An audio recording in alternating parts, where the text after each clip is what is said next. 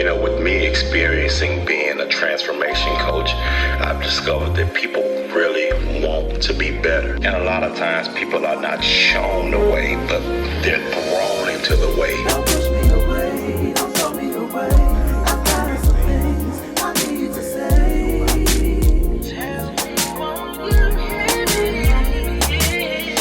If you are a leader of any sorts, we have to meet people right there, right where they are. That's the only way we'll be able to really push for effective change. We really want to be better, and we gotta help each other get there, y'all. Because the world needs to see it. Welcome to another episode of Great Bridging Humans. It's the place where the people get to hear you and the world get to see it. What's up, Bridgers? What's going on, y'all? We're back for another episode, and this is a pretty controversial episode, Richmond. And I brought my brother tonight, my partner in crime, this guy, man, and I let him, I want him to introduce himself as well, but just to decorate him, man, this is like truly the right hand to the work that I'm doing. I'm his, he's mine, we're each other's right hand, and I don't take our ship lightly. And this is my brother. He think he younger than me, but Because I ain't. Because that's the truth. Because I'm younger than you. He think he's younger than me, but he's really like a year younger than me. So the year I get AARP, he's gonna be like right behind me. Like what I need to do, cause This man is like 50 years old. This man is 50. What I need to fill out? Do I need to put this? Like, bro, I just did it last year. The key is that you're gonna teach me how to do it. So get in there first.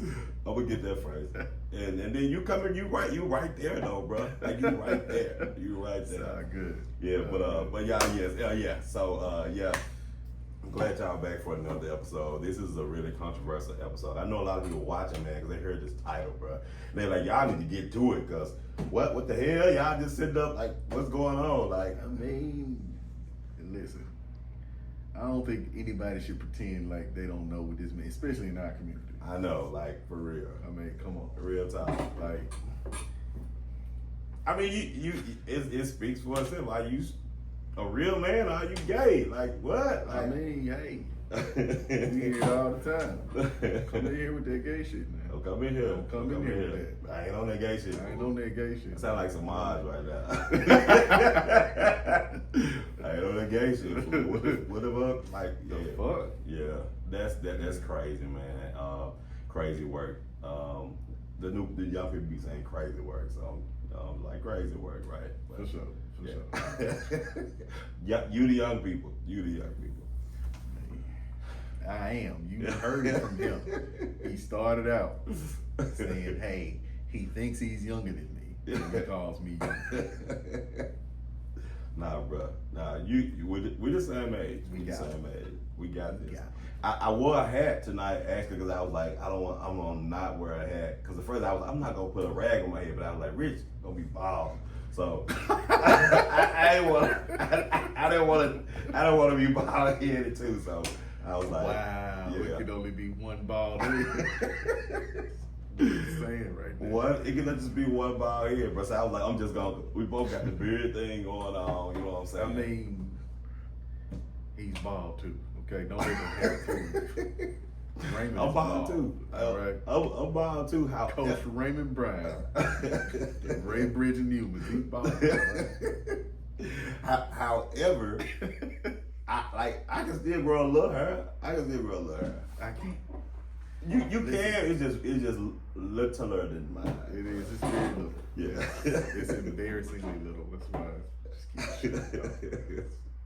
It's very sad. Oh my God. Y'all, this man had a head full of hair when, like 2 years ago. You had a head full of hair, bro. I did. Yeah. I did. I don't know. Just man. life. Just life. Life happens, bro. Life happens. Listen, Listen. I'm a father. Yes, he has a village. This man has a village. He's a coach to these little boys who be running around here. And he's a dad. He's a father. He's a husband. He's a husband first. Then he's a, the order. I mean, It's all in there together. It's a hodgepodge. I gotta take care of everybody regardless. Like Right. Hell yeah. Like everybody's needs can be secondary. Everybody's primary. Everybody has to be first. But yeah, so y'all, we've done a lot of clowning so far. I want my brother, one of my best closest friends. I want him to introduce himself. I'm gonna get off the mic. I'm gonna let you introduce yourself. And don't try to sound like Keith Sweat or nothing. You know, on other podcasts, the host usually introduces No. You know what I'm saying? But no, I'm just kidding. I appreciate you, bro. Raymond is my brother, man. We've known each other for a long, long time. Yes. I mean, back before I just had a full head of hair, when I had the long dreads, it was crazy. But I'm Richmond George. Most people call me Rich. Well, close people call me Rich. Native Memphian, born and raised here. All of my roots, most of my family is here. I'm raising my family here. My husband, me and my wife have been married going on 6 years this year. That's been 6 years already, bro. Yeah, it's been 6 years. Wow, already. wow. It has.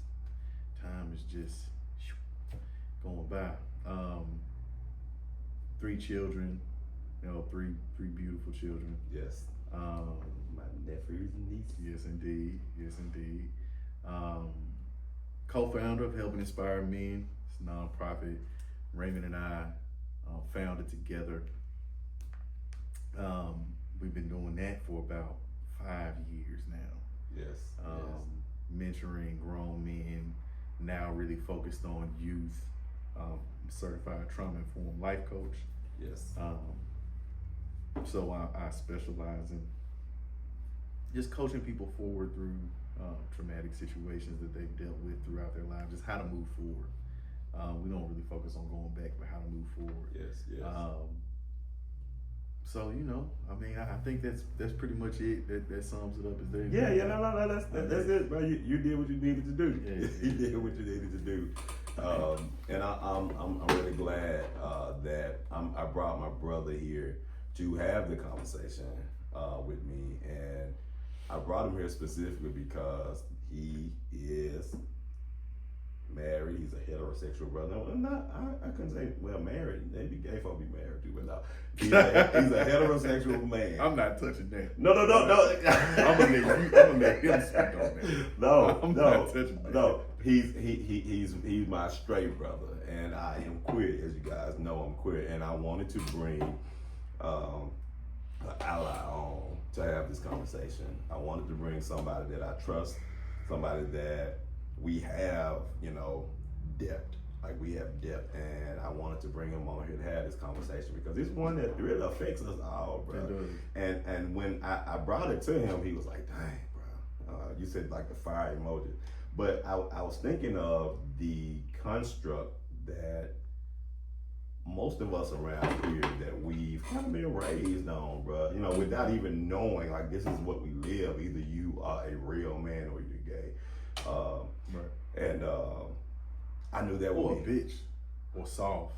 Right. Something Right. like that. Yeah. If we want to use some more, real talk. Yeah, bitch, soft. Or you I are. said that for a reason. We're gonna come. No. We coming back to it. Yeah. You good. Just say, listen. I'm like, oh Lord, let me find me some words. I was trying to think of some words to say. For sure. But now,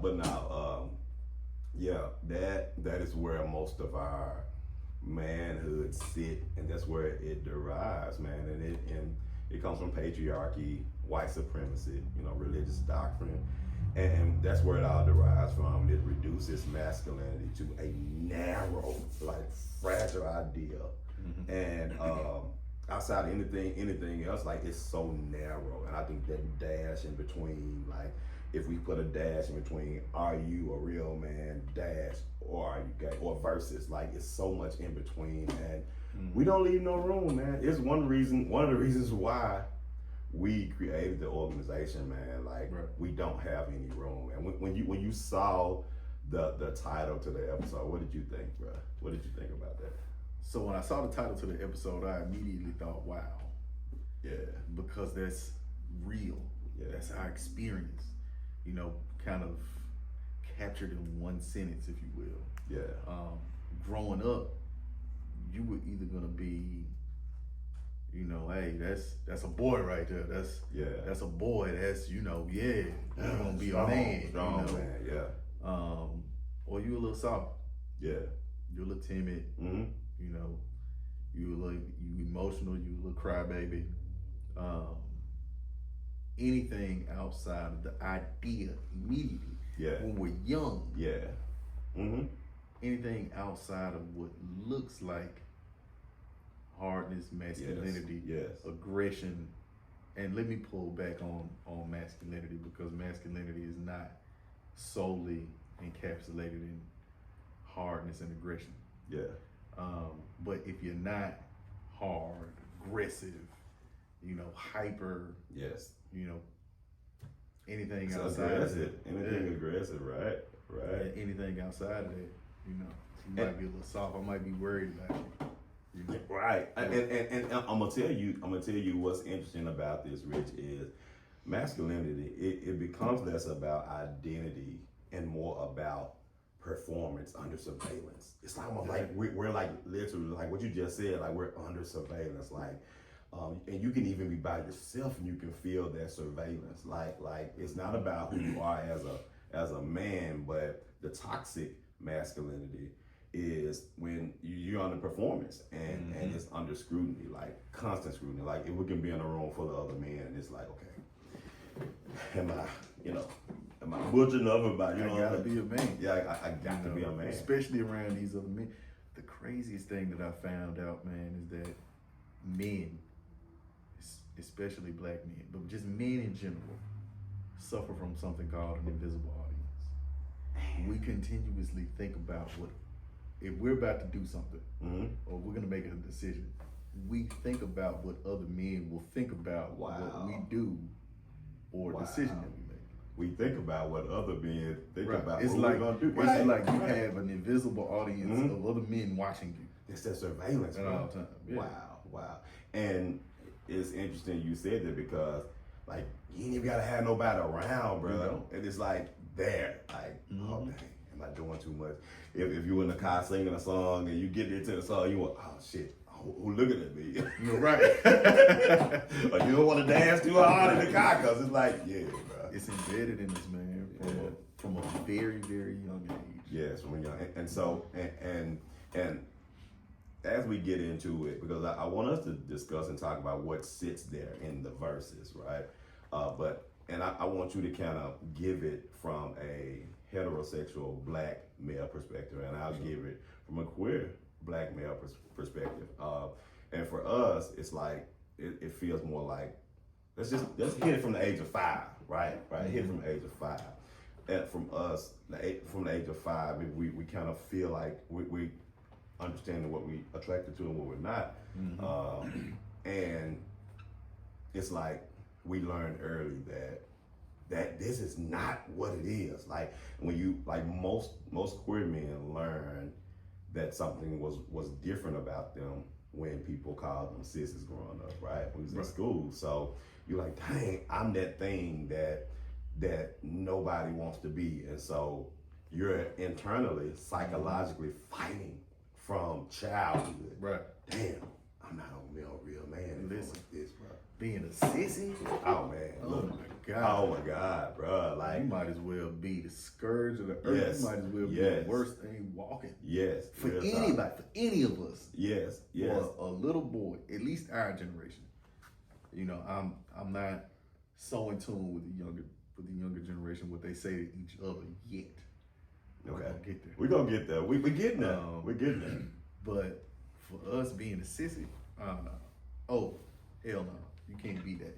Wow. Suck it up.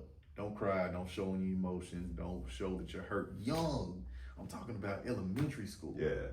Right? I'm talking kindergarten, 1st, 2nd, 3rd, 4th, 5th grade. Don't be no sissy. Yeah. Don't be no punk. Yeah. You know, which morphed into don't be a bitch. You on that gay shit. Wow. You know what I mean? Wow. So was it sissy punk then, bitch? It was. Yeah, it was like that. Yeah. Wow, bro. Yeah. So it's just something that it's almost like we we grew up with. I'll give you an example. Okay. It's an exercise that we walk through with Kelly, where you look at yourself now, look at yourself in the future, and standing in front of you are the obstacles that you have to face. Yeah. And the obstacles for y'all out here that haven't seen it, the obstacles are other people. They represent other people represent your obstacles. But we almost come in here with an obstacle like that. Automatically. Wow. Once you're born, you have this imaginary figure in front of you. Yeah. And if you do not fit into this imaginary figure, you aren't really accepted. You are kind of shunned or outcast, or you may not have as many friends or connections. So we kind of had that hanging over our heads when we come in. Because for me, I was a skinny kid. Of course, I like sports, but I was always smaller than everybody. Yeah. So that counts like against you, or that's like that's that surveillance, right? Right. I'm too small. Hell, sometimes you get hurt, you might cry. You skin your knee, you cry, or something like that, or you get your feelings hurt. Yeah. You cry. I would get I wore my emotions on my sleeve as a kid. Yeah. Same here, bro. So much so that I grew up thinking that crying was a problem. Wow. I forced myself throughout the years to get to a point where I could not cry, even when the moment called for it. Even if I'm, losing somebody close to me, I push myself so far that tears still wouldn't come. Now for y'all, bro, how cognizant were you back then to feel like if I cry, if I move a certain way, I'm not gonna be a man, which is gay? Or were you not cognizant of that then? Was it just like, I'm not gonna be a real man because I'm soft, or because this makes me gay, or was it kind of like an all together kind of bunch? I think it's all together like a bunch. Wow. Anything that was not masculine was embarrassing. Wow. Including feeling emotions, including expressing them. Yes. I always had to be. I was embarrassed if I wasn't right. I was embarrassed if if a girlfriend hurt my feelings. I was embarrassed. Yeah, right. Feelings hurt, man. What's wrong with you? Suck that shit up. Suck it up. What's wrong with you? The fuck? And it wasn't just the men in my life that reinforced it. Women in my life reinforced it too. The women probably reinforced it more than the men in my life. Oh yeah, absolutely. Absolutely. I remember, man, my first heartbreak. My mother was like, "Hey, you acting like a little bitch right now. Yeah. Okay, I'm gonna need you to get that shit together. Let me teach you how to really deal with women." And my mother taught me the 4 F's. We're not gonna get into that right here. My mother taught me that shit. Wow. Some real savage shit. Wow. My sisters, I've seen my sisters go off on a man for crying. Love them to death. I love y'all. Okay. But love y'all know. Love oh y'all. my God. Real talk. I've seen them like really, really, really like, are you crying right now? Let me step away. I'm in front of my family. I need to. Wow. And imagine going through that and going through it, feeling it for a different reason. Like I'm trying to figure out how I can fit into that, right? Because mentally in my head,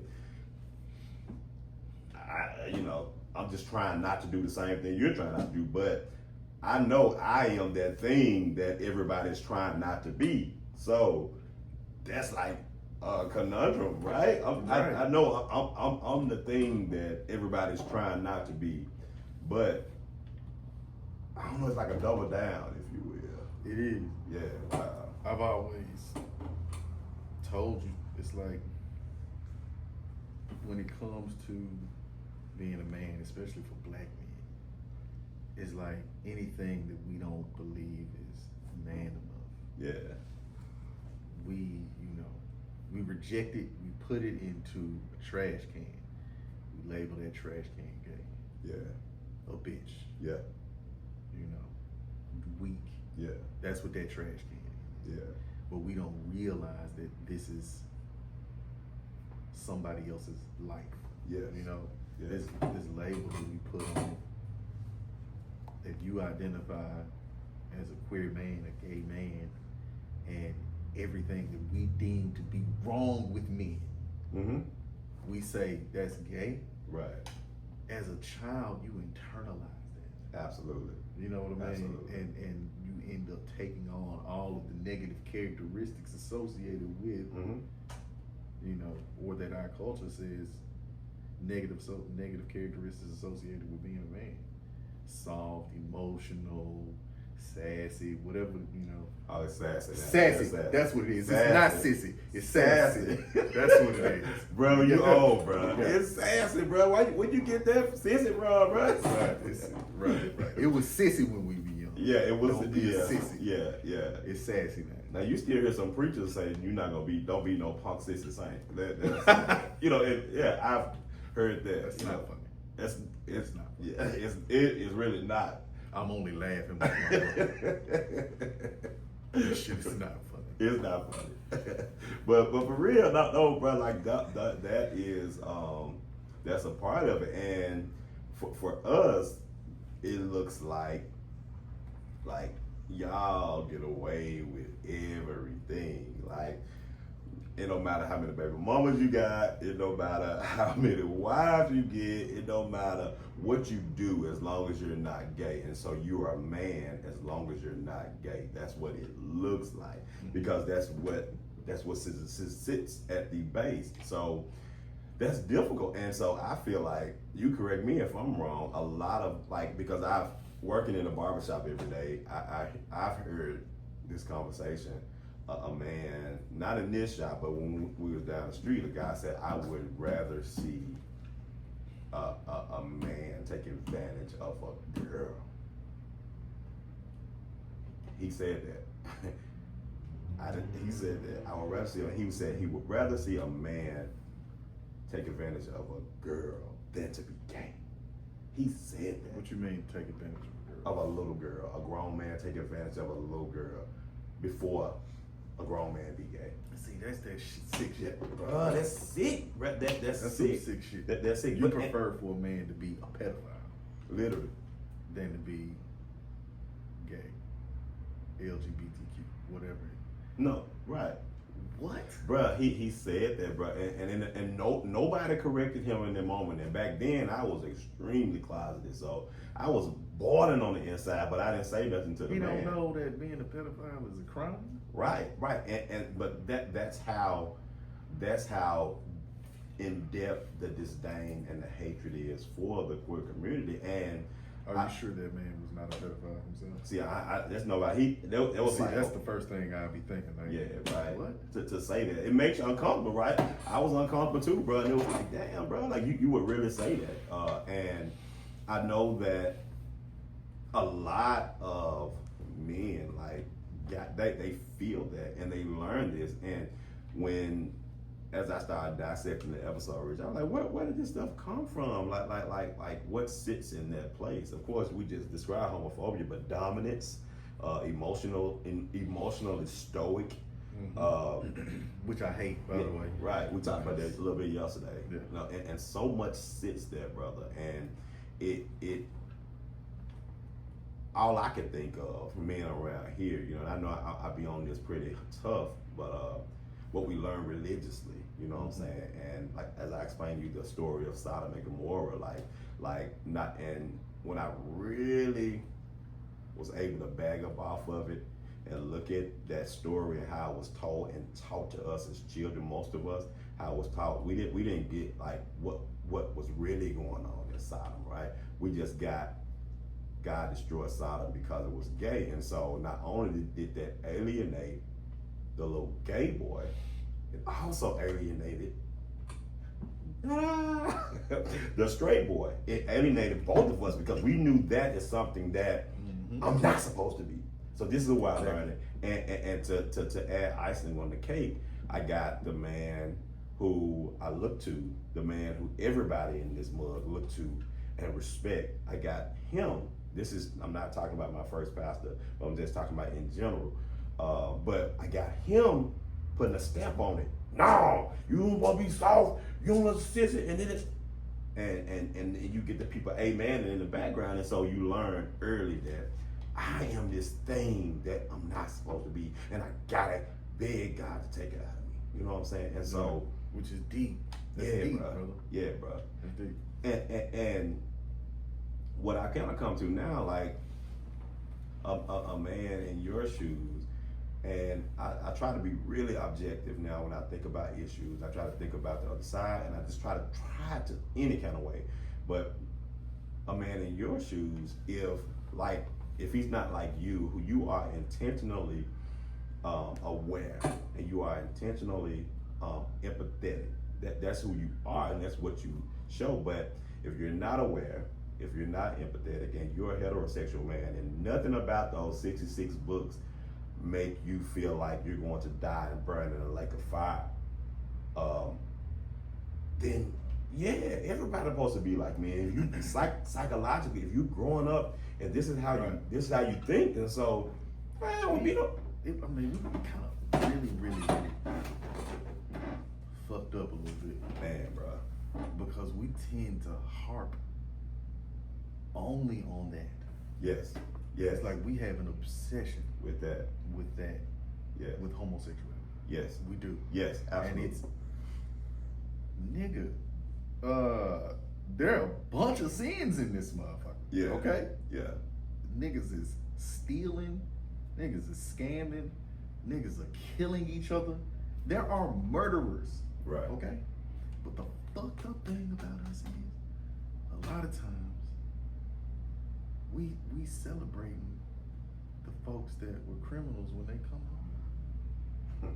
So it's almost like we make everything else okay. Everything else okay. Except that. Except that. And that's wild. Is that not wild? That's a wild, Rich. And to what you just said, and we don't have to go deeper here now, but I'm not trying to pathologize no. our entire community. No. But what we see from our culture predominantly is like, you just better not be gay. You just better not. And you can be forgiven. Now, okay, for everything else, but you better not be gay. I'm gonna say this quick PSA, Rick, because somebody gonna give me if I don't say it. No, I don't believe gay is a sin. I don't believe gay is a sin. He was gonna remember that. He was gonna. So, and to your point, bruh, everything like even in Leviticus, when they got all the things you're not supposed to do, that's supposed to be the abomination in Levitical law. Wearing mixed fabrics, disobeying your parents. You're supposed to be seafood, hung from a shellfish, tree. right? Hung from a tree. If you disobey your parents, if you touch the carcass of a pig. Yes. Wow. That's a football, ladies and gentlemen. That's a football. It is a football. That's an abomination. but pick and choose. But to your point though, but bro, even in the New Testament, brother, there are a bunch of sins. Absolutely. Listed in absolutely. Here, like, Absolutely. And that's the thing though, like that no man wants to be.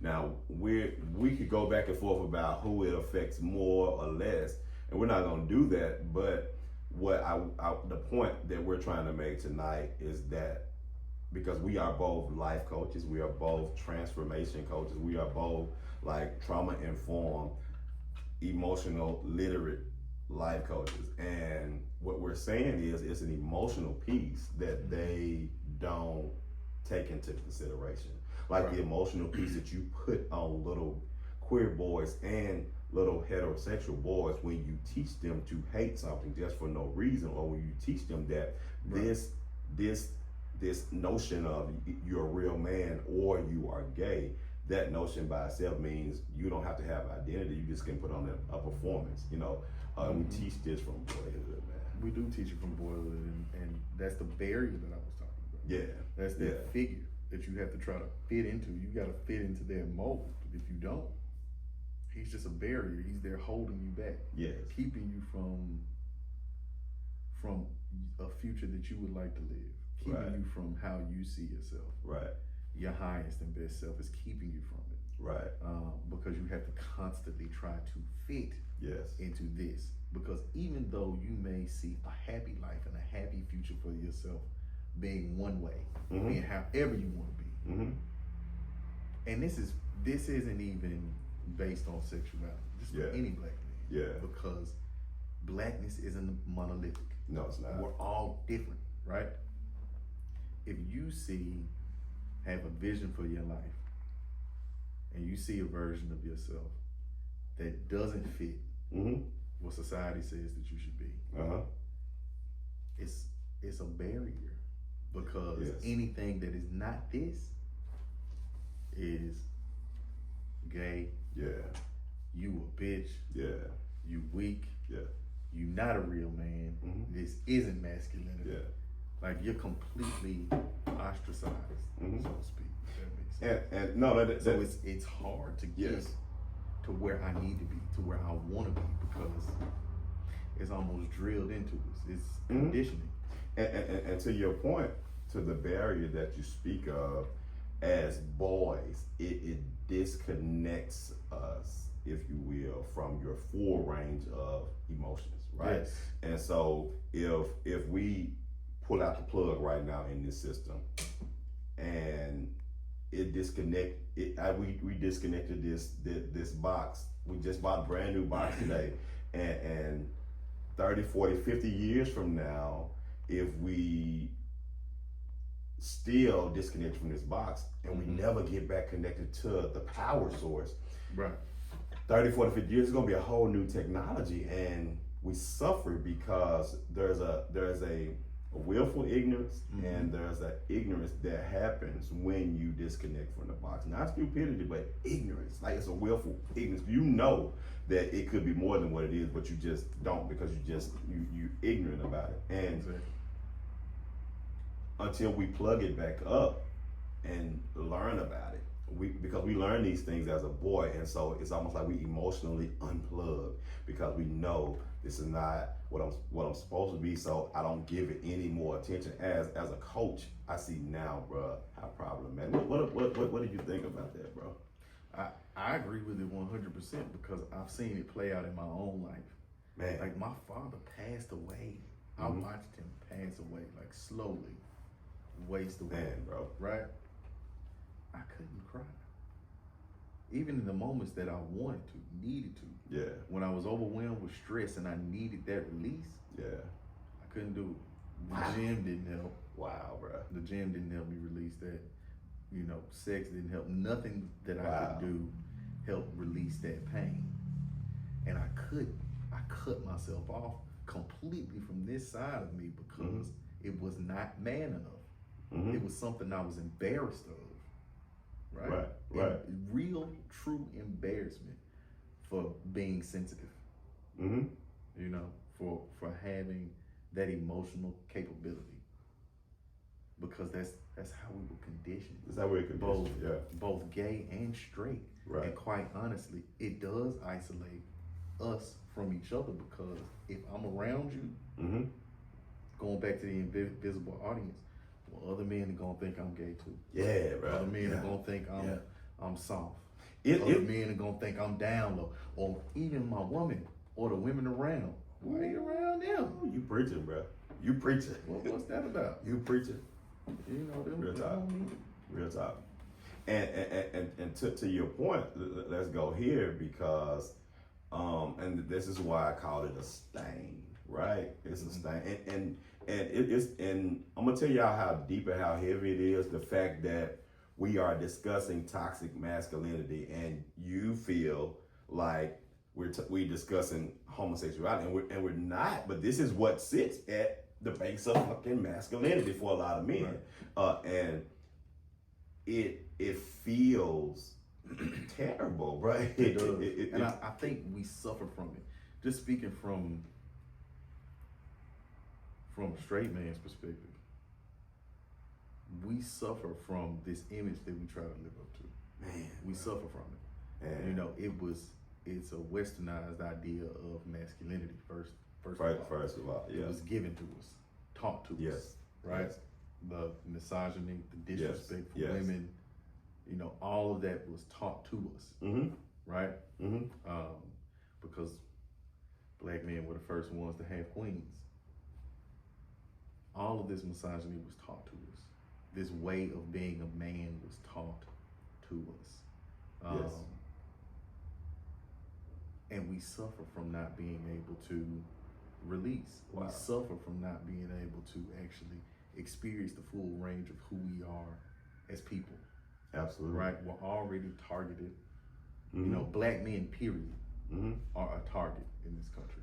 Black men, period, you know, they're looking to make sure that you go to prison.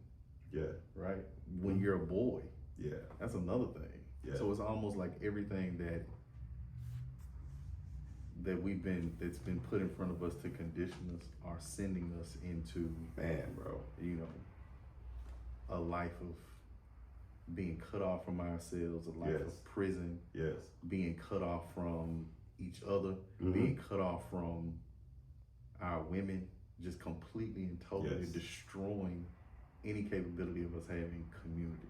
Wow, bro. Because I can't even be that cool with my friends. Right. Like if it's straight men, I can't tell them, bro, I'm hurt. I'm hurting right now. I'm fucked up right now. You know, my wife did this, or my girl did this, or my boss at my job did this, or, you know, mentally I'm not right. I can't have that level of transparency with your friends. Because if you do, man, you go on this soft shit again, nigga. Wow. Come on, man. Suck that shit up, bruh. Come on, man. You just got to push through. And a lot of times we're in a position where we don't have a choice but to push through. Wow. You know, because of the position that we're in. Right. And to that point, you got me thinking about helping inspire men now, bro. And we go there for a minute, bro. We started out the organ. We said this on, I think it was like my second or third episode, but we started out the organization with black men, and Rich and I, we both talked about it, and we kind of came to the conclusion that we looked at our friendship and really psyched ourselves out to think we can bring straight men and gay men together in Memphis to share and discuss and talk about the emotions and those things like that. And so, man, I'm not gonna say it was all bad, but I know that it was more challenging than we thought. And so we had to go back to the drawing board. And I want to hear what you guys say. I'm gonna say this, and I want to hear what you guys say about all of this. But this conversation is so heavy and so deep because I'm gonna go ahead and say it publicly. Like, I had a conversation with Rich a week or two ago, and about a couple weeks ago, and he almost cussed me out. But I told him, I was like, man, I'm feeling kind of like, I don't know, I'm having like a battle right now because I know I'm building this podcast where I'm coming more into who I am, and at the same time, we're building an organization with black boys. And to speak to what you just spoke to, like there is a feeling for most queer men that, you know, we're looked at as pedophiles because it's all in that same bowl, right? Everything is in that goddamn bowl, everything in the bowl. And so we're looked at almost like pedophiles. So I never want anybody to look at me and not trust me with their son. I've never been that. I don't desire to be that. I'm not guilty about being into that, but I know I'm realistic to know that that's an automatic association. And so Rich was like, and I was like, bro, like, it's so serious for me. I'm willing to like step back from the organization because I don't want to be a detriment to what we have built. And, you know, he had to talk me into my senses. Go ahead, bro. No, that's real. And I appreciate the vulnerability. And what I said to you then was, we're not gonna go backwards. Yeah. Because before, you know, we talked a while about helping inspire me in our ideas for the space and what we were gonna do and our goals. But before Raymond could really commit to it, he actually sat me down, had a conversation. And it took him about 30 or 45 minutes to talk himself into telling me that he was a gay man. About 30 or 45 minutes. I remember that day. And probably about 5-10 minutes in of watching him with tears in his eyes, you know, I could see the stress rising up in his chest and in his throat. You know, I patiently just sat there and listened because, you know, I wanted to show myself as somebody that you could talk to. Yeah. But to see somebody in that type of pain, just to come out and express who they are and say, hey, listen, I understand if you don't want to do this with me anymore because this is who I am. And that's a fucked up place to be in. Man, bro. Like I thought to myself, putting myself in your shoes, what's happened in your life to drive you to that point, to this level of pain right here? Yeah. Not just pain, but there was shame in it. Yes. You know, there was a deep sense of hurt in it. And the conversation a couple of weeks ago reminded me of that. Wow. And we on equal level, we on equal ground. You're my brother. You know what I'm saying? Like, absolutely, bro. There's nothing anybody's gonna be able to say or do to change that. Right. Fuck these niggas. You know what I'm saying? Yeah. Like, I know who I am. You know who you are. We know what we want to do with helping inspire men. You know, if you're not in it, I'm not gonna be in it. Like, you stepping away from the organization, I'm stepping away from the organization. Samaj, it's gonna be over. It's over. Samaj is your organization now, okay? And Chris, West, y'all taking the organization, but I'm not. I'm stepping away too. I'm 10 toes down on that because there just shouldn't be that level. We just finished talking about the isolation that it causes. Yes. In that moment, this podcast helping inspire men and everything else both you and I have been working on don't exist. Man, bro. If we allow this specter over here to continue to be a barrier for us, and that's the what I was talking about earlier. From childhood, we had this hanging over our head. Yes. And I wish we could give y'all a visual of it because the visual and the experience of it is so much more powerful than just talking about it. But it's real. It's a barrier. It's a barrier for all of us. And I believe it contributes to our stress. Yes. I believe it contributes to aggression. You know, see, we think that, you know, stoicism is like strong, silent, hard. That's not it at all. No.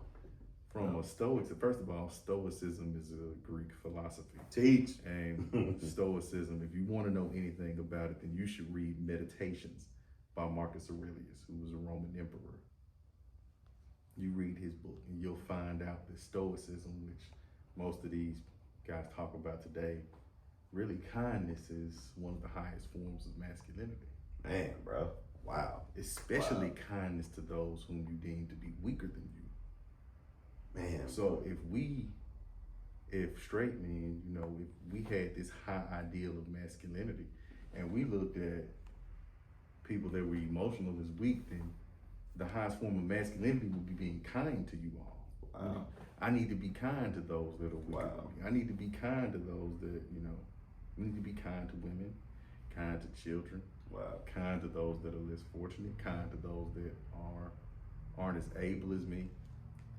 You know, it's not what we've made it out to be. We get something sensationalized. We really truly get an idea. No, planted in us. Real talk. That idea becomes our story. Man. And when we don't fit into the story,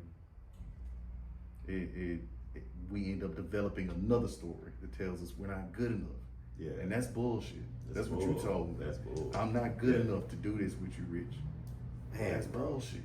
Man, bro. You are good enough. Man, you know, it's. Woo, yeah, bro. That, and y'all, like, this is no, like, joke. I never thought we'd be having this kind of conversation on fucking camera, bro. but this is just growth, and I'm so excited, and I get excited every Sunday that we're sitting down with these little black boys and we're giving them a different direction, young, right? A different mindset, young. I do believe that the generations after us will be, they are, I know we see they're more emotionally open than we were. Yes. They're more or less like, even when we was in the session the other day, and one of the kids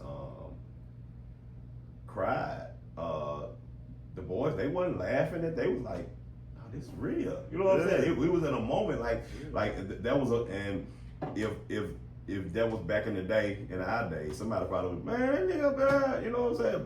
But the fact that nobody laughed, all these little boys, y'all, they were like, dang, like this is a real moment. And I will say to this as well, like, if you are a heterosexual male and you're watching this podcast or you're listening to this podcast, first I want to say thank you, and not leaving my queer family out, but thank you because, and not leaving women out as well, but thank you because my mindset behind doing this and doing episodes like this and doing the podcast is because I know that it will take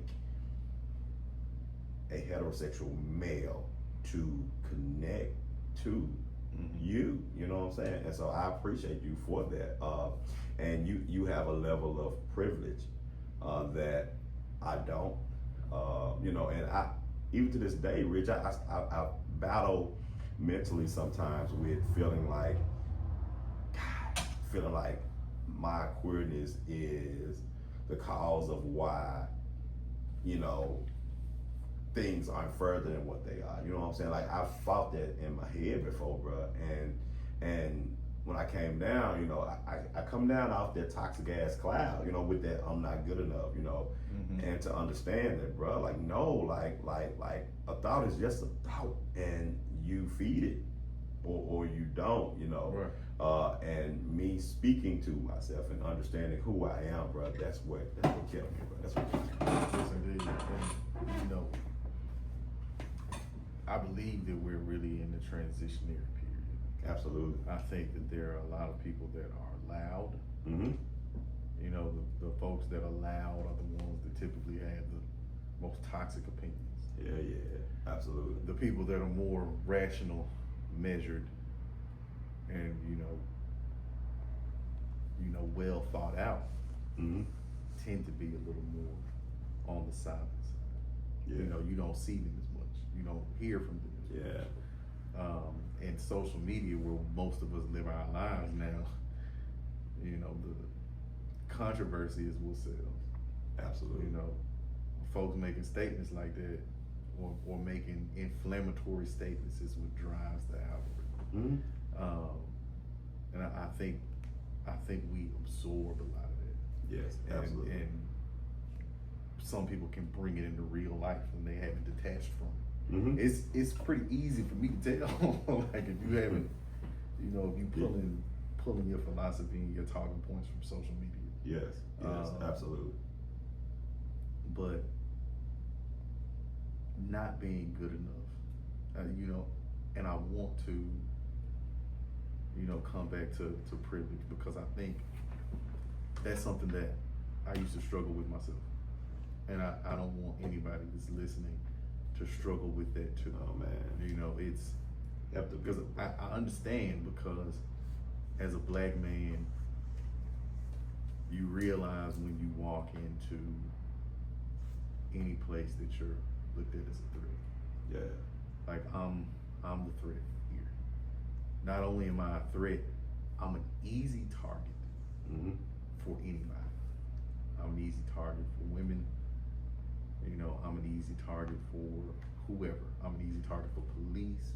I'm an easy target for other men. You know, I'm a threat. You know, somebody could just call the police and say, hey, that nigga over there, he up to something. Yeah. I could lose my life soon. You know, or it's easy to throw me in jail, lock away the key. You know, that's what I'm supposed to be. I'm pathologized as angry. I'm pathologized as aggressive. Because not only do we need to try to live up to that, it becomes a curse for us because those same characteristics are used against us in society to say that you're aggressive. I'm afraid of you. You're a threat. I need to put you in jail. Wow. Or I need to just put you down like a dog in the fucking street. I'm gonna turn you into a hashtag. And it's justified. Man, bro. You know, man. We just gonna get off of it. We gonna keep lynching you niggas. Okay? Y'all are rapists. Y'all are too aggressive. I mean, like there's a whole lot of shit. Yeah, it's a host of it, bro. But that comes from the fact that black men are hypersexualized too. Yes, we are. Everything that we hold on to, everything that we try to be is flipped on its head and used as a tool against us to destroy us in society. Absolutely. Even though we like the hypersexual, we like those stereotypes. And we like that. I'm gonna go step into that stereotype. You know what I'm saying? But we get off by it. Right. We get off by it. Real talk. I mean, you look at somebody like Jonathan Majors, right? You know, he hurt me. You had a scratch on your finger. Yeah. Okay? Destroy that man's whole career. Or take him off the track that he was on. Right. I don't know the full details of that case, but I did see a video of that man running away from that woman. But understand, and I understand when we hear privilege, we think of all these things. We think of the burden of being a black man. We think of how difficult it is, right? But then how I have to think about it is, you have all of that on you, and now you're also gay. Wow. Mic drop. I'm gonna drop this. Now you're also everything that's wrong with being a man. You know what I mean?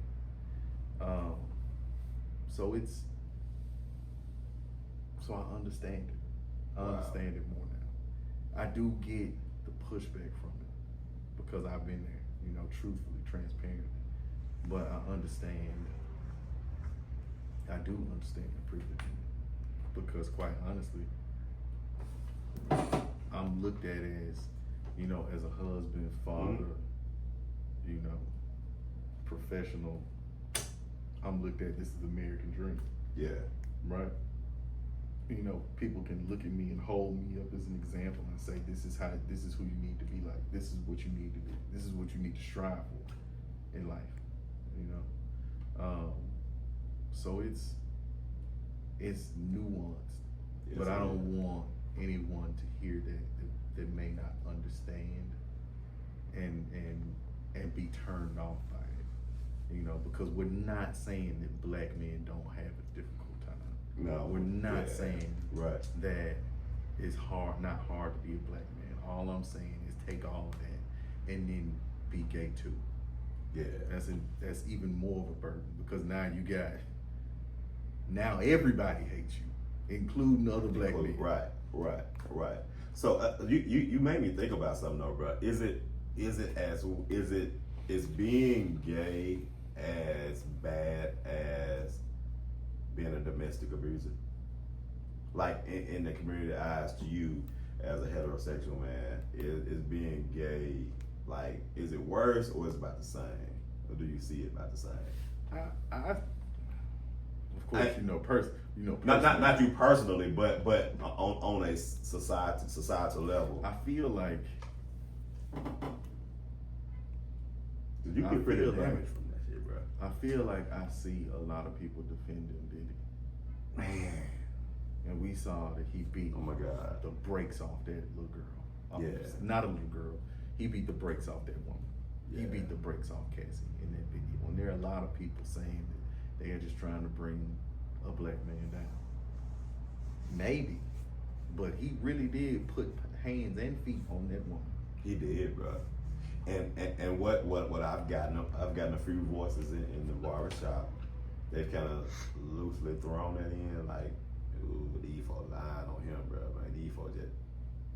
The feds aren't lying, guys. No, bro, they're not. Like, they're not. Like, They're bro. not. And if they were lying on them, they got a reason to be lying on that man. Yeah. The Department of Homeland Security raided his homes. The Department of Homeland Security, that is presidential level, they report to the president. They report to his cabinet reports back to him. The FBI reports into the Department of Homeland Security.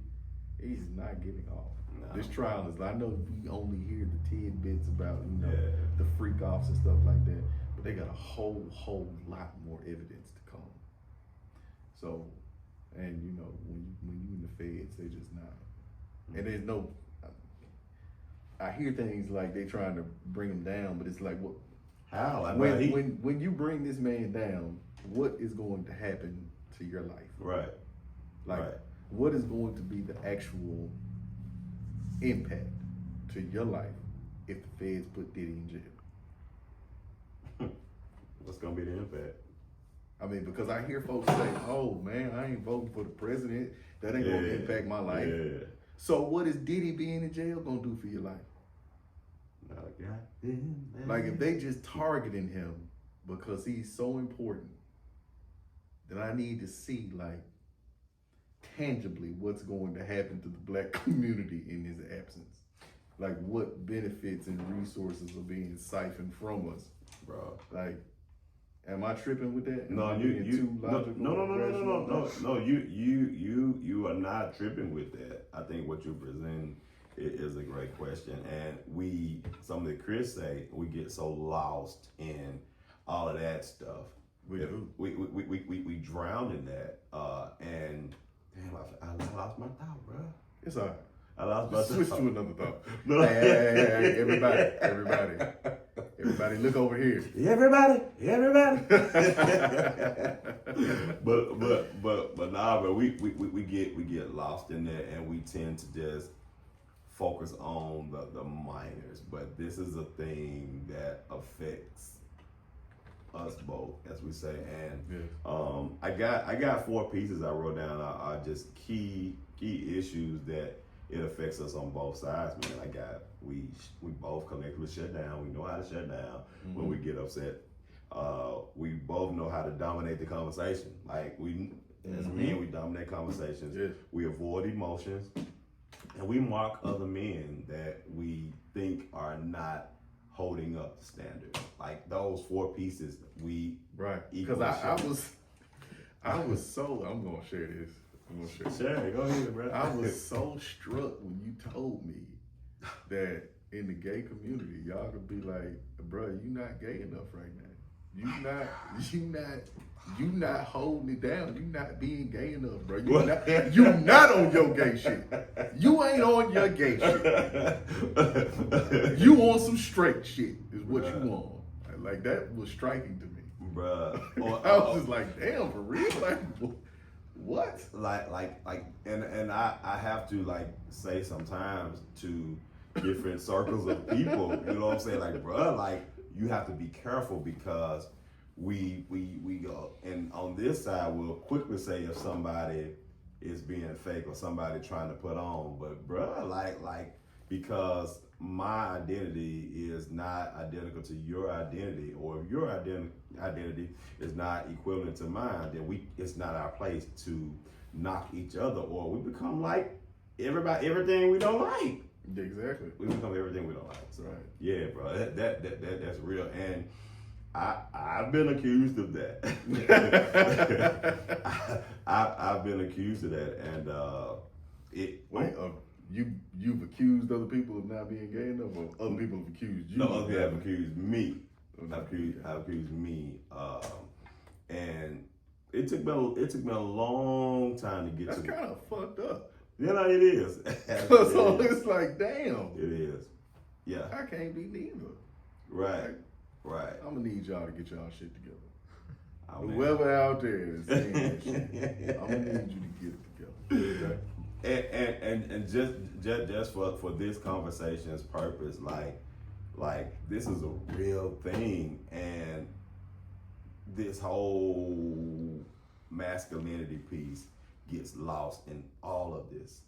All of this, everything we're talking about, masculinity, we toss gentle. We use the word gentleman, but when we see gentlemen, we throw them in a bucket. Nah, brother, you in that bucket. You're not a man. It's just so boys are more emotionally open now. Well, I promise it's probably a little worse for this generation with us because with social media and oh my God, brother, laughing is not masculine. Okay, if you go to the movies, you're not. Let's talk about a few of them. Right? If you, what was it? If you like ice cream, bro, like you're not a man, bro. That's not man. That's not what men do. If you use K in a text message. If you use K. If you use K in a text message. Hey, brother, you better put an O in front of that. You're not man enough. If you smoke hookah, you're not man enough. You're not man enough if you smoke hookah. Nobody should smoke hookah. That shit is terrible. Oh my God. I smoked hookah one time, and man, like, brother, wow. Oh my God. Nobody should smoke hookah. That's not masculine or feminine. Like, y'all stop that shit. But that like real talk. If you get up in line dance, you're not man enough. Like it's so crazy. And to a point you made earlier, ladies that's watching, like, I want y'all to know that behind every strong black man, there's a strong black woman on your end. Man, let me tell you what, brother. Let me tell you Well, what. tell me what. Hey, man, for straight men, we doing a lot of this shit for the ladies. Oh my God. Okay? Oh my God. We He want said it. I ain't want say the it. women to think He said it. that I'm the man. I'm him. You know what I'm saying? Man. I want her to look at me and I want her to feel like that about me. I want the ladies to feel like that about me. We have always been taught to be the ladies' man. Not to mention that black men are hypersexualized. Wow. Okay? Wow. You know what I'm saying? Talk about it. I'm just telling you, brother. I'm Wow. just telling you.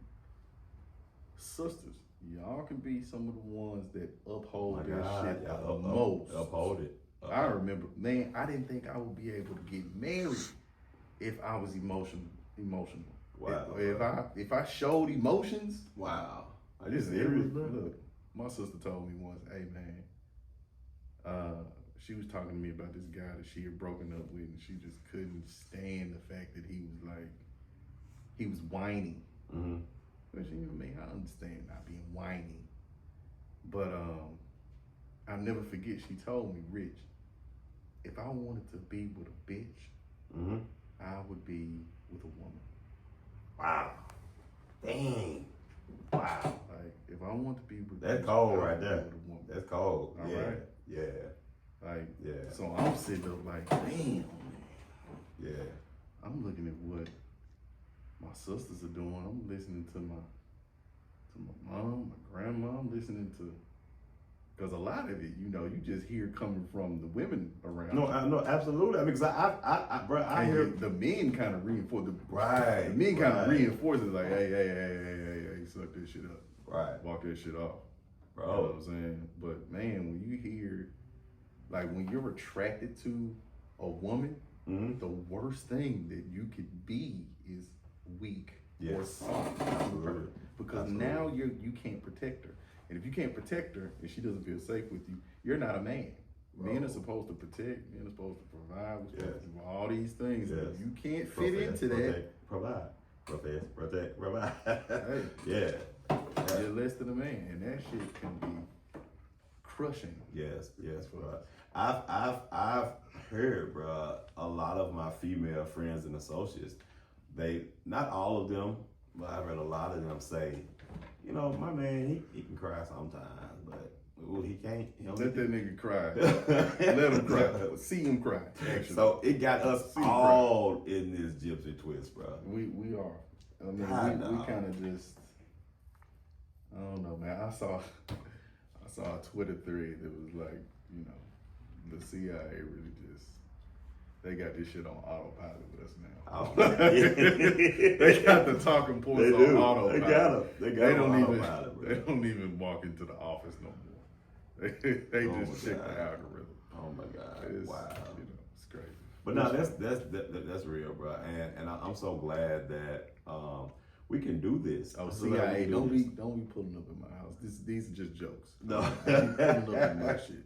Okay? Listen, he said it, and anything that I've said that's offensive on this podcast tonight, you can blame me. Anything that he said, you can blame me too. But he got enough. He can take it. I just don't want the CIA to pull up. He don't want the CIA to pull up. That was a joke. Yeah, no, yeah. That was a listen, joke all the way, all the way joke, bro. But I wanted us to do this, and it's feel good, man. You belong behind the microphone, bro. I appreciate it. You belong behind the mic.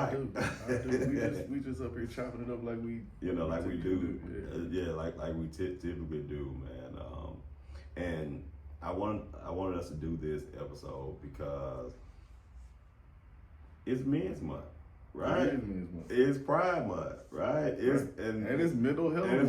Month. Men's Mental Health Month. You know what I'm saying? Like all of those pieces, like we got all that going on. And if you are a man, you are a black man, this is something like, because we're so over sexualized, that is one of the biggest reasons, one of the biggest contributors to this, are you a real man or are you gay? And we use that intently as the episode's name because we wanted to provoke some feelings, but we want you to think about, like, a lot of our manhood sit there and we have to do the work to till the soil up. It's hard when you've been psychologically hating something for a long time. Mm-hmm. And I've had conversations with other heterosexual men that say, right now, I don't hate it. Well, okay, hate is a strong word, so I'll just use disdain. It's hard to come to grips or come to terms when you've been psychologically taught to have this disdain about something, and you blame that something for all of the men's problems in the world, all of the black male problems, bro. Right. And no, like recently I shared with you a conversation we had in the shop. A man was in here, a guy, he was talking about raw masculinity, and what the undertones that I heard kind of the men in the room saying, like their response was kind of like, yeah, like gay is the biggest problem for men. Like gay is the reason why masculinity is soft. Is the reason why masculinity, like, so, and I was like, wow. Again, the alphabet agencies have done a number on us. If that's our biggest problem, niggas aren't thinking far enough. Or you just simply have not kept your eyes on your real enemy. Wow. But the infighting, yeah, it's a pandemic. Man, bro. All we see online all the time, mm-hmm. men against women, how we're supposed to date. Yeah. Gay against straight, be a real man. If you're not a real man, do this. Love yourself. Like, basically just be single. Yeah. Be single. Don't connect. Not just being single as in a relationship. Yeah. But just be one individual on your own island, just completely and totally separate from each other. Wow. And as I'm thinking about what you said, it's like, I don't understand. Okay, I do understand how somebody could come to the mindset and say that being gay is the biggest problem for black men. What? Yeah, right. All the stuff that we deal with in community, bro. Yeah, bro. It's real and it's sad. So let's round it out, man. How do we begin? Because I know change does not happen overnight. Like, this is trained, right? This is a psychological training that you've had for years, for, again, the psychological training for us as well as y'all. So how do we move to better, if you will, or lighter spaces with this? Like, and I always, and I'm gonna do an episode too on how racism and homophobia mirror each other. But it mirrors like the work that one would have to do if they are a recovering racist. You know what I'm saying? But because the crazy part about it is we attach this to our manhood, our identity. A racist just, well, they attach to their identity too. It's wild to me because when I think about somebody hating something that much, yeah, bro. I wonder why. Like, why do you hate a person's sexuality so much? I immediately think that you're fighting yourself. Mm-hmm. Absolutely. Absolutely. This hate that you have is in your head and your heart. You're dealing with your thoughts and your perception about this. Yep. I don't know why it's taking up so much mental space for you. Right. Why is it taking up so much mental space? I really believe that you are fighting something within yourself. Oh man. Or you're trying to be overtly loud or overt in your criticism and your hatred, so nobody will suspect you. Oh my God. Yeah, bro. Because my mind can't get there. I can't get to like hating you because of your sexuality. And I know what I was gonna say earlier when I lost train of thought. It's going to take, brother, leaders, influential leaders in community to like speak truth to power to this. You know what I'm saying? It's going to, but I don't know if, you know, just being realistic, I don't know if we'll outlive or see the leaves on this tree that we're planting.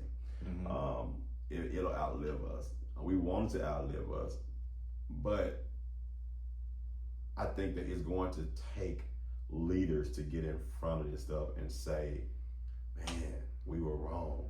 Right. Man, we've attached so many things to our manhood that's not a part of me being a man. And it has done nothing but separate us.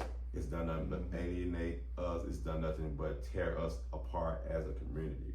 Hence, one of the reasons why I started this podcast, one of the reasons why Rich and I started the organization, man, because it tears us apart. So honoring and understanding another brother's lived experience, I think we can start there. Exactly. We start there, like honor. If Richmond tell me something about his life right now, I'm going to believe him because it's my brother, number one, but number two, just because on a deeper level than that, he's a human being and he's telling me his experience, and I cannot minimize your experience with, oh, it's just saying, oh, you just got to say it for mine. No, bro, like this is his experience. Outside of any other constructs that we're taught, it's your experience. So I think we can start there. What do you think we can start at? We're trying to get better with this, bro. I think we have to continue to have these dialogues like this. You know, absolutely. We have to continue to show that vulnerability. You know, to peel back the curtain. It's difficult for us because change is painful.